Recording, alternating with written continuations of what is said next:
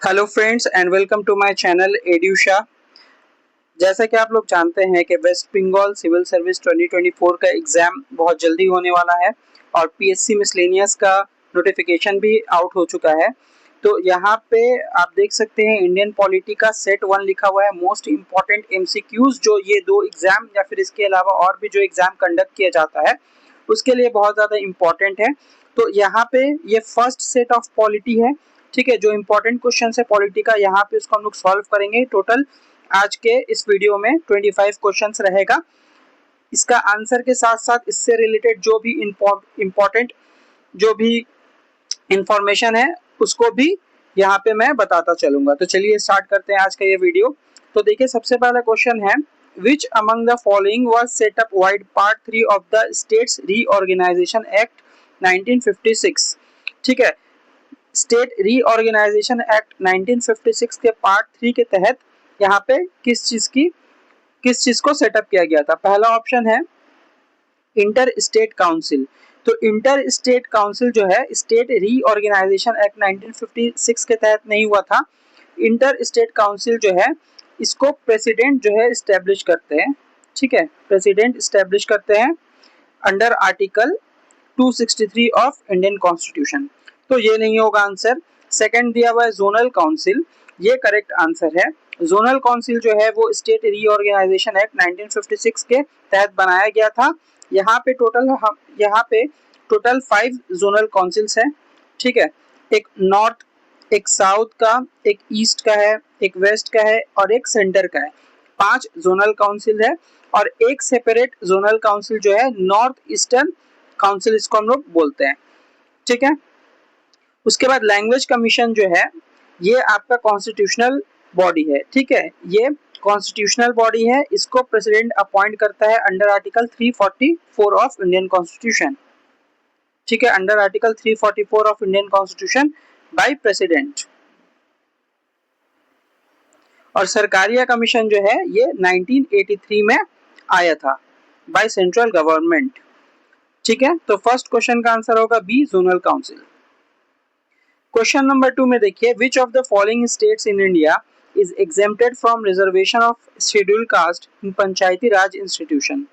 पंचायती Raj institution में schedule caste का इसमें से कौन सा स्टेट ऐसा है जिसमें रिजर्वेशन एग्जेम्प्टेड होता है। तो इसका करेक्ट आंसर होगा अरुणाचल प्रदेश।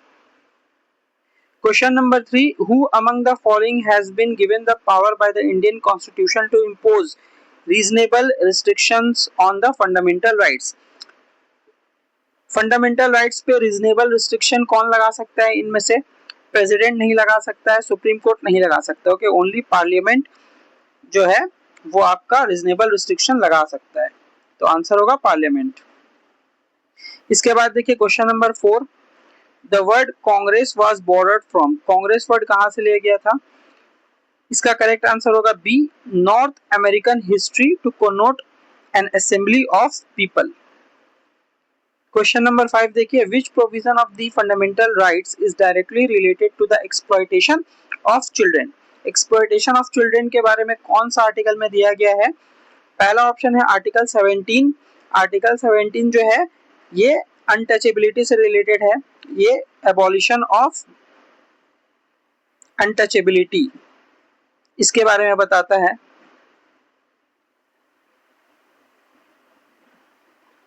आर्टिकल 19 जो है ये फ्रीडम ऑफ स्पीच वगैरह से रिलेटेड है, freedom of speech and expression.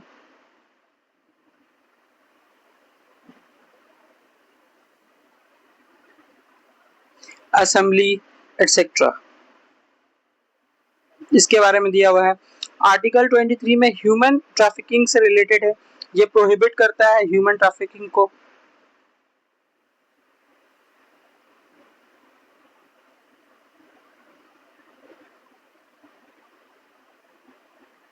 Article 24 जो है ये प्रोहिबिट करता है employment of children less than 14 years. तो ये करेक्ट आंसर होगा।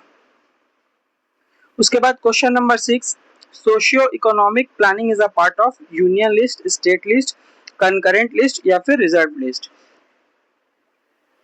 तो सोशियो इकोनॉमिक प्लानिंग जो है वो आपका कंकरेंट लिस्ट के अंदर में आता है, option C. Next question number 7 में है, which of the following is not a fundamental duty under the Indian constitution? First option देखिए, to protect monument of national importance. ये फंडामेंटल ड्यूटीज के अंदर में नहीं है, बल्कि ये आर्टिकल 49 में आता है, ठीक है, और ये डीपीएसपी के अंदर में directive principles of state policy. बाकी option B C D, to develop scientific temper, to uphold unity and integrity of the nation, ये दोनों बी और सी जो है फंडामेंटल ड्यूटीज में आता है। तो इसका आंसर होगा A. Next question number 8, which one of the following is not a feature of Indian federation? Indian federation का कौन सा फीचर नहीं है इसमें? There is an independent judiciary in India, powers have been clearly divided between centre and states. ये तो है, independent judiciary है, पावर भी क्लियरली डिवाइडेड किया हुआ है। The federating units have been given unequal representation in Rajya Sabha. It is the result of an agreement among the federating units. Option D देखिए, ये वाला जो है इसमें से इंडियन फेडरेशन का नहीं है, ठीक है, क्योंकि आर्टिकल 1 में अगर हम लोग देखेंगे तो उसमें दिया हुआ है India, that is Bharat, shall be a union of states, union of states. So option D is the correct answer. Question number 9. Members of the Constituent Assembly were elected by provincial assemblies, elected directly by people, nominated by British government, represented only by the princely states. इसका answer होगा A, elected by provincial assemblies. Question number 10. Who is the head of the commission for the sub-categorization of OBCs? Justice G. Rohini, Justice Uday Umesh Lalit, justice DY Chandrachud या justice Sanjay पोरल? इसका सही answer होगा ए, justice G Rohini. उसके बाद question number 11 देखिए, the term political justice is mentioned in the Indian constitution under which of these? Political justice जो है इनमें से किस जगह में मेंशन्ड है, ठीक है? Only under the preamble to the constitution of India, under both preamble and DPSP, under fundamental rights and directive principles, under preamble of the constitution and fundamental rights. तो पॉलिटिकल जस्टिस जो है सिर्फ आपका preamble of the Indian constitution में mentioned है, तो option A correct answer होगा। उसके बाद देखिए question number 12, parliamentary authorisation is necessary prior to expenditure from public accounts of India, consolidated fund of India, contingency fund of India या none of these? तो इसमें से कंसोलिडेटेड जो फंड ऑफ इंडिया है, कंसोलिडेटेड फंड ऑफ इंडिया, इसमें से खर्चा करने से पहले परमिशन लगेगा। तो consolidated fund of India basically article 266(1) में इसके बारे में दिया हुआ है। Public accounts of India article 266(2) में मेंशन्ड है। कंटिजेंसी के बारे में आर्टिकल 267 में मेंशन्ड है। क्वेश्चन नंबर 13 देखिए, which amendment of Indian constitution is related to anti defection law? इसका करेक्ट आंसर होगा 52nd amendment. Question number 14, any money bill can not be introduced in parliament without the consent of. ठीक है, money bill को parliament में introduce करना है तो इसमें आपका प्रेसिडेंट ऑफ इंडिया का पहले परमिशन लगता है। ऑप्शन सी हो जाएगा। Under which article of the constitution the president can take over the administration of state in his own hand? मतलब इसमें स्टेट इमरजेंसी के बारे में पूछा है, जो कि आर्टिकल 356 के अंदर में है। ठीक है, इमरजेंसी जो है वो पार्ट 18 में है। आर्टिकल 352 से लेकर के 360 तीन तरह का इमरजेंसी होता है, एक नेशनल इमरजेंसी, एक स्टेट इमरजेंसी और तीसरा होता है फाइनेंशियल इमरजेंसी। ये आर्टिकल 352, ये आर्टिकल 356 और ये आर्टिकल 360 में मेंशन्ड है। Next, who is the protector of the fundamental rights of a citizen? Citizen का फंडामेंटल राइट का गारंटर प्रोटेक्टर कौन है? आंसर होगा जुडिशियरी। ठीक है, फंडामेंटल राइट्स पार्ट 3 में मेंशन्ड है, आर्टिकल 12 से लेकर के 35 तक। ठीक है, इसको मैग्ना कार्टा ऑफ इंडिया भी बोला जाता है। पार्ट 3 को मैग्ना कार्टा ऑफ इंडिया भी बोला जाता है। Next question number 17, the chairman of the public accounts committee is a member of the opposition party. इसका करेक्ट आंसर होगा a member of the opposition party. Question number 18, the vice president of India is. इसका election कैसे होता है? Directly elected by people, nominated by president, elected by members of state legislatures, या option D elected by an electoral college constituted by members of the two houses of the parliament. Option D correct है। ठीक है, लोकसभा और राज्यसभा के members इसमें होते हैं। उसके बाद question number 19, the ex officio chairman of Rajya Sabha, ये वाइस प्रेसिडेंट होते हैं ex officio chairman of Rajya Sabha. Question number 20, what is the minimum age required by a citizen to be qualified for being a member of Lok Sabha. Lok Sabha का member बनने के लिए minimum age कितना होना चाहिए? 25 ईयर्स होता है।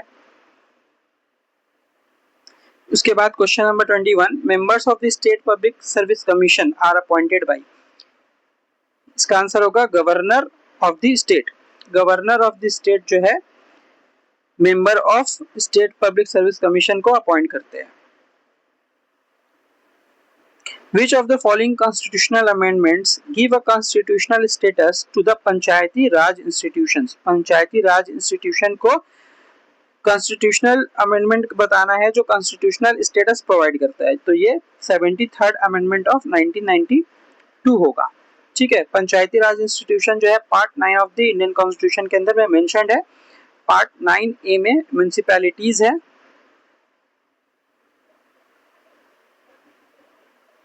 और पार्ट 9B में कोऑपरेटिव सोसाइटीज है, जो कि 97th अमेंडमेंट एक्ट से आया था।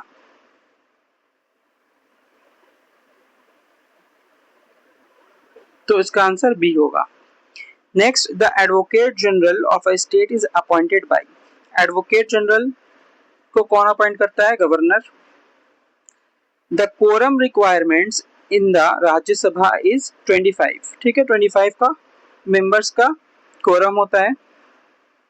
Last question, bills other than money bills are introduced for being passed by the parliament in Lok Sabha, Rajya Sabha, any house of the parliament, joint session of both the house of the parliament. तो इसका correct answer होगा any house of the parliament. ठीक है, किसी भी house से, any house of the parliament से pass कराना होता है अगर वो मनी बिल नहीं है तो। अच्छा, joint session of both the houses of parliament, ये वाला ज्वाइंट सेशन जो है आर्टिकल 108 में मेंशन्ड है। तो फ्रेंड्स, ये था आज का वीडियो। नेक्स्ट वीडियो में मिलते हैं, और अगर आपने इस चैनल को अब तक सब्सक्राइब नहीं किया है तो प्लीज इस चैनल को सब्सक्राइब करें। Thank you.